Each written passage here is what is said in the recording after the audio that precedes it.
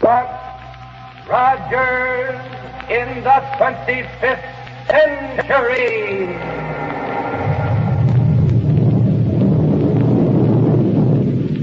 And the shower of silver dollars from Popsicle Pete's money box.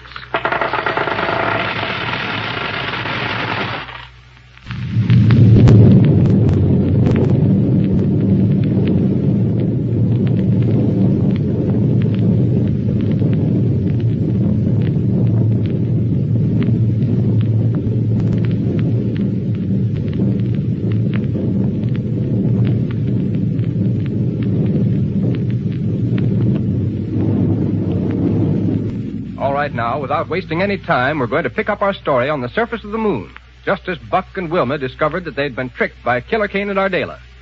Now, here we go, 500 years into the future. A rocket ship. It's gone. Oh, that rocket blast knocked me over. Here, get up quick. Kane and Ardela must have hidden behind some of these rocks out here, and they sneaked into our ship as soon as we left it. Buck, they've got the Hewer aboard with them. We've got to go after them. Right. And we'll use this ship of Kane's. Well, go ahead. Get into it and take the controls. I said that a chase between these two equal ships was of no use. But this time there's nothing else to do. Here now. Close the metal door and we'll get underway.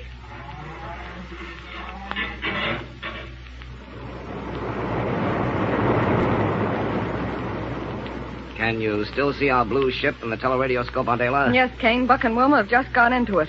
So they can head right out here after us, of course. We'll wait until they take off their spacesuits to operate the controls. What did you do? Left a slow-generating gas pot under the control seat. It'll poison them before they know what's happened to them. Good work. Say, you must have hit Dr. Hewer pretty hard while he was getting out of his spacesuit. See, he's still out cold. Then we won't need to worry about him for a while. As a matter of fact, from now on, he can do all the work. How do you mean?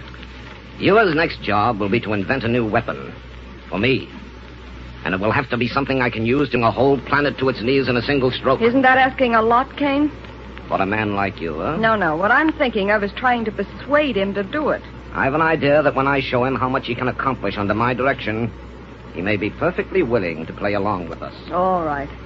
Now, where are we headed for? Ardela, we're going to Enceladus.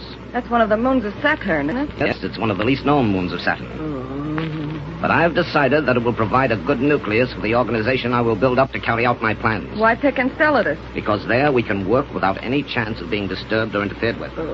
That sounds logical. Oh, my head. Wait, Hewer's coming too.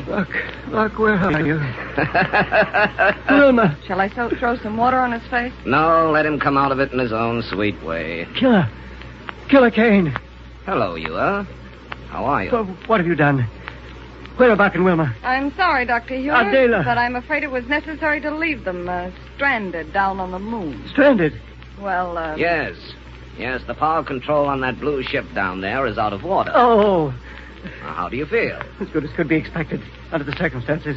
Do you really care? Hewer, I'm a man of few words, so I'm going to speak bluntly. Well, you know what my plans for conquest of the solar system amount to. Or at least you ought to know by this time. yes, Kane. I know your wild ideas only too well. Now, wait a minute. Yes. Nobody realizes any more than I do your capabilities as a scientist. In short, with your cooperation, the conquest I desire will be easy. And if you seriously stop to think about it, you'll realize that working with me will not only give you more wealth than you've ever dreamed of, but a chance to make scientific progress such as you've never had before. The whole solar system will be your laboratory. You will be the greatest scientist who ever lived. Kane, I'm not the least bit interested in what you're saying. Huh? Nothing under heaven could ever persuade me to be a partner to your crime. You are. Either you'll come along with me, or you'll die. As Rogers and Wilma have died. What are you talking about? You heard what I said. But before you said... You only said that the ship you left them in back there on the moon was disabled. Of course, so you wouldn't feel any animosity toward me when I made my little proposition to you. Do you think I'm a fool? What good would disabling their ship do us? No, you are.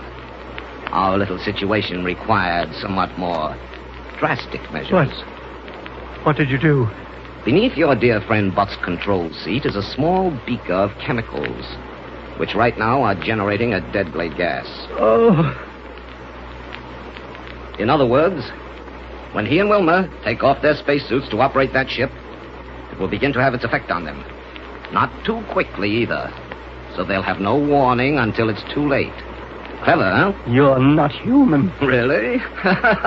Thank you. Kane, you're a monster. Yes, you are. And I'll give you the same medicine if you try to cross me. Now use your head, you old fogey. You've got a decision to make. On the one hand, wealth, fame, and power. On the other, burial and outer space. Well, will you play along with me? Never. Let me hit that radio unit. I've got to warn them. Get away from the radio! Nice work with the paralysis ray, Ardela. I congratulate you. Thanks, Kane. Whether you'll admit it or not, Hewer was in a fair way of knocking you down. I wouldn't say exactly that. But the old boy does pack more of a wallop than I gave him credit for. But it's the last one he'll ever throw. But now listen. Well? I can't seem to spot it on the viewplate now. Perhaps because we're out of range. And so it is? No, the rocket ship we left on the moon. Just before you and Hewer started to scrap, I saw it take off. Maybe your little trick hasn't worked after all. So soon? Of course not. Knowing Rogers, I know that he'd take off after us without waiting to remove his spacesuit.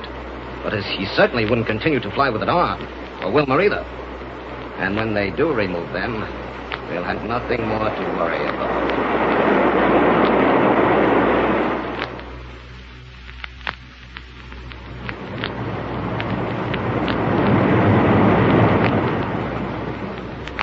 With me, Wilma, that's the fastest takeoff we ever made. Now, let's get out of these spacesuits so we won't have to talk by radio. Are we going in the same direction that Kane took? Yeah. So spot his ship in the teleradioscope as fast as you can. Hard to tell what focusing range to... Oh, there it is. Good. I see it.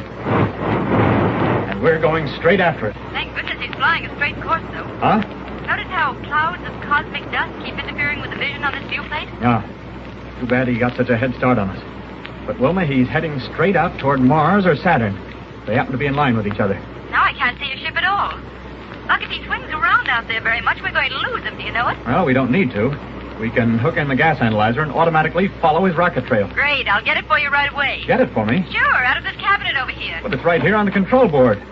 See these dials? There. Turned it on. Then what's this unit here on this shelf? Oh, that's just an auxiliary unit in case this one gets out of order. Leave it there. Oh. See? These dials register 3, 1.7, and 32.1. Mm-hmm. It's Kane's rocket trail, all right.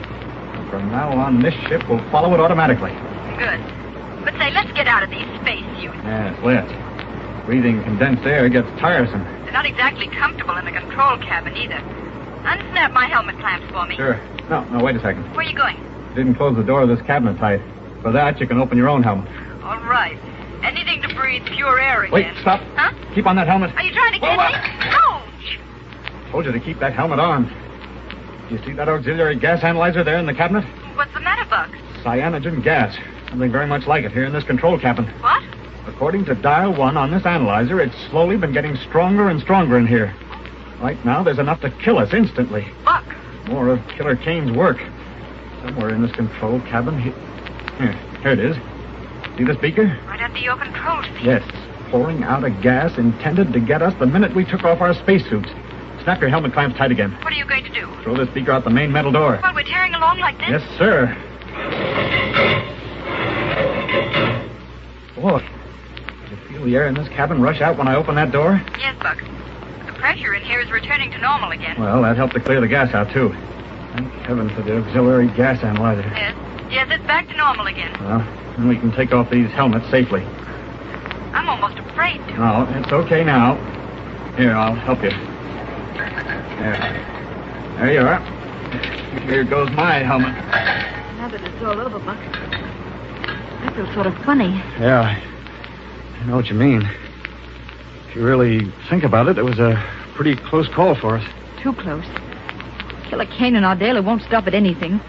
The president was right, Buck, when he said that this is the most dangerous assignment he ever gave us. And we're seeing it through. We know how far Killer Kane will go to get what he wants, so we're going to play mighty safe every step of the way. But we're not going to waste any time. We can't waste any time. Keep the power on full. Dr. Hewer is a prisoner aboard their ship, Buck, after what they tried to do to us. Don't worry, Wilma. We'll get to him. We're on a clear rocket trail that can't miss. Maybe these two ships are exactly alike, but there are a few tricks of navigation that even Killer Kane doesn't know.